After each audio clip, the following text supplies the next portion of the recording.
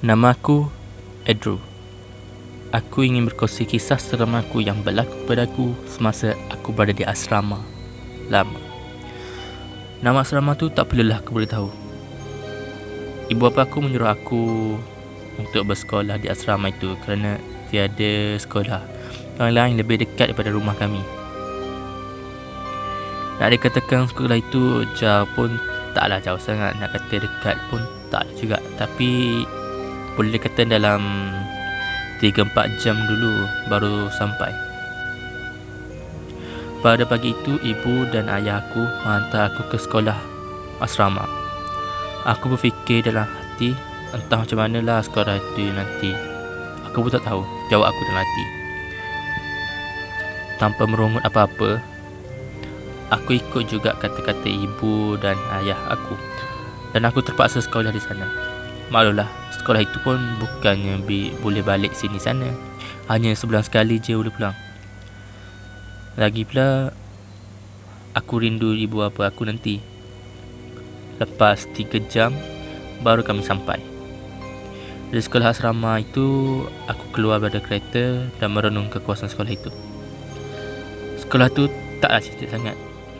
Aku ada dalam hati je lah. Nak dikatakan buruk sangat pun taklah juga, tapi sekolah itu agak usang lah sedikit. Sebelum aku masuk ke dalam sekolah itu, ibu bapa aku memberitahu aku supaya aku berhati-hati kerana sekolah ini kerap berlakunya kes buli. Aku hanya berkata, "Okey ibu." Ibu bapa aku masuk ke dalam kereta dan pergi secepat mungkin kerana mereka sibuk dan mereka harus bekerja. Aku berjalan masuk menuju ke pintu pagar sekolah itu. Waktu itu ada banyak pelajar baru yang baru sampai. Aku tak tahu nak buat apa-apa. Aku mengikuti pelajar-pelajar yang lain. Maklumlah, aku baru berusia 13 tahun. Jadi aku tak tahulah selok-belok kat jalan sekolah ini. Sampai saja di dewan, seorang guru lelaki menyuruh kami berkumpul dan berbaris dalam dewan tersebut. Kami berkumpul dalam 2 baris. Sebelah baris adalah pelajar perempuan dan sebelah lagi adalah pelajar lelaki. Selepas beberapa minit kami berbaris, cikgu lelaki tersebut memberitahu kepada semua pelajar supaya mengikut arahan pengawas yang ingin menunjukkan selok-belok jalan sekolah itu. Selepas ketua pengawas menunjukkan semua tempat, kami dibenarkan masuk ke dalam kelas kami masing-masing. Pengawas juga menunjukkan di mana katil-katil kami. Aku memilih katil dan menyusun barang-barang aku. Hari pertama aku belum mendapat kawan lagi. Jadi aku berasa malu-malu kerana tiada siapa-siapa yang aku kenal. Pada hari kedua, akhirnya aku mendapat seorang kawan. Namanya adalah Raju. Dia pun pelajar baru saja mendaftar semalam. Pada hari ketiga, awal-awal pagi lagi kami semua bangun dan pergi mandi sebelum masuk ke dalam kelas. Selepas kelas tamat, kami semua ke kantin makan. Aku pergi dengan Raju, iaitu kawan baru aku. Kami duduk bersama-sama dan makan bersama-sama. Tiba-tiba datang seorang pelajar lelaki dan duduk di depan aku dan depan Raju. Lalu dia menyapa, "Awak berdua ni pelajar baru ya?" Aku dan Raju terus menjawab, "Ya, kami pelajar baru. Aku Rahman." Aku dan Raju memperkenalkan diri masing-masing. Lepas itu kami bertiga balik ke bilik kami. Hari itu aku berasa gembira kerana mendapat kawan baru. Malam itu aku tidak dapat tidur kerana di rumah pun aku memang selalu tidur lewat. Selalunya aku tidur dalam pukul 12 hingga pukul 1 malam macam tu. Kawan aku, Raju dan Rahman sudah tidur awal-awal lagi. Cuma aku seorang je lah yang belum tidur lagi. Mataku tak dapat tidur. Jadi macam biasalah aku pun bacalah buku cerita. Itu pun buku seram lah. Aku nak baca buku tu sebab aku nak habiskan episod cerita yang aku baca hari tu. Tepat pada 12 malam, aku belum tidur lagi. Sedang aku membaca buku cerita itu, tiba-tiba aku terdengar suara wanita sedang menangis. Siapa pula menangis malam-malam buta ni? Kata aku dalam hati. Takkanlah ada wanita yang menangis di depan pintu bilik aku pula ni. Sedangkan bilik pelajar perempuan tu jauh daripada sini. Apa aku peduli? Mungkin hanya mainan minda aku saja. Mungkin aku tidak dengar. Tidak lama lagi suara wanita itu menangis lagi. Bulu roma aku sudah naik. Aku berasa seram sangat. Aku pun kejutkan Raju. Raju, bangun jap. Bangun. Raju. Raju, kau dah dengar tak wanita menangis? Tanya aku perlahan. Mana ada. Dah lah.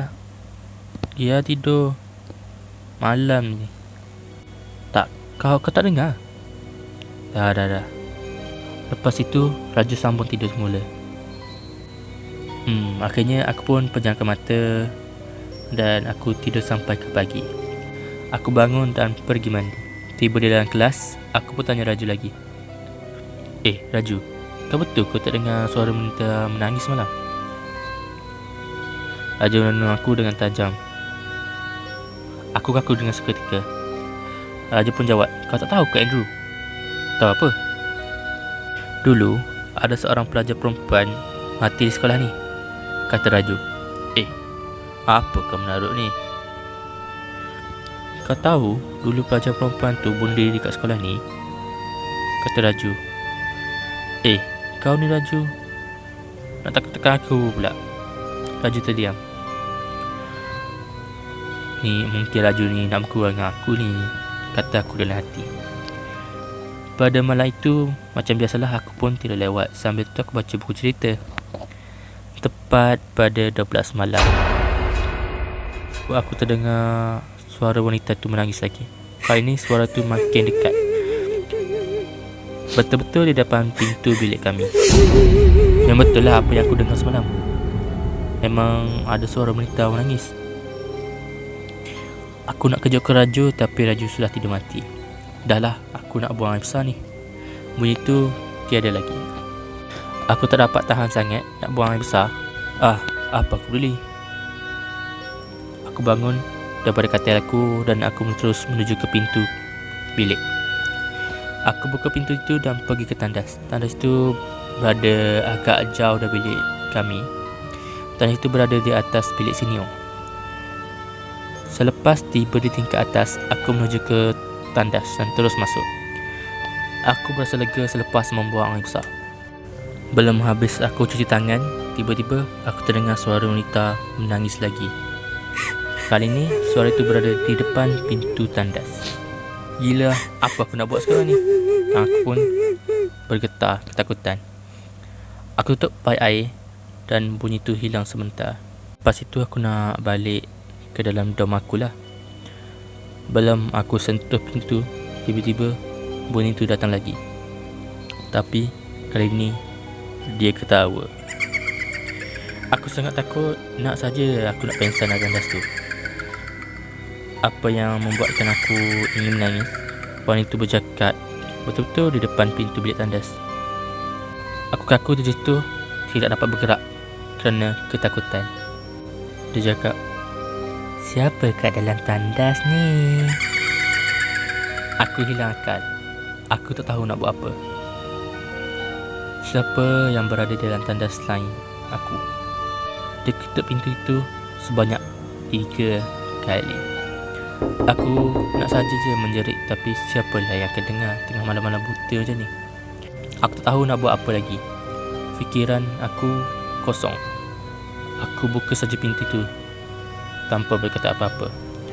Alangkah terkejutnya bila aku buka pintu tu, aku ternampak seorang wanita betul-betul berada di depan aku. Muka dia bodoh.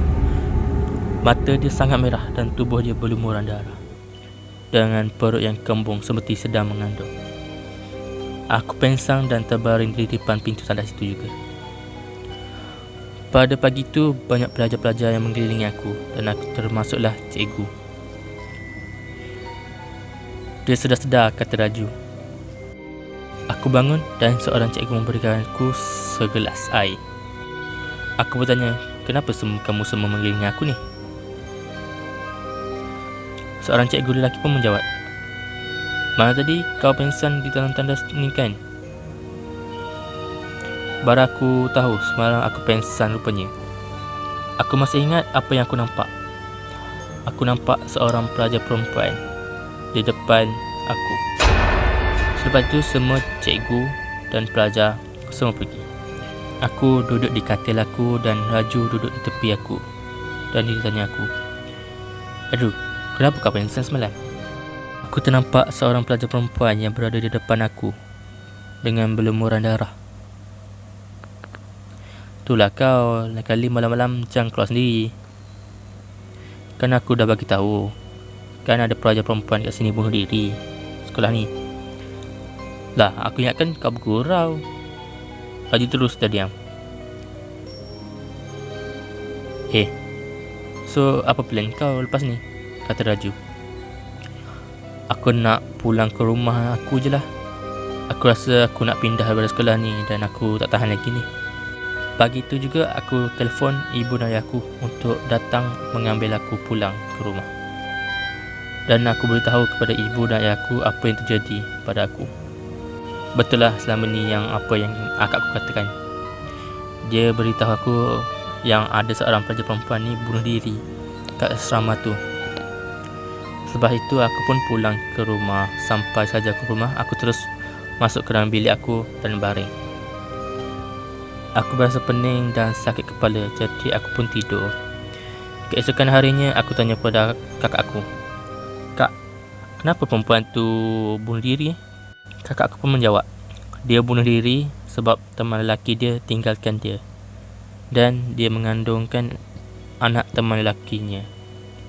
Mulai hari itu aku tak akan lagi datang ke sekolah itu.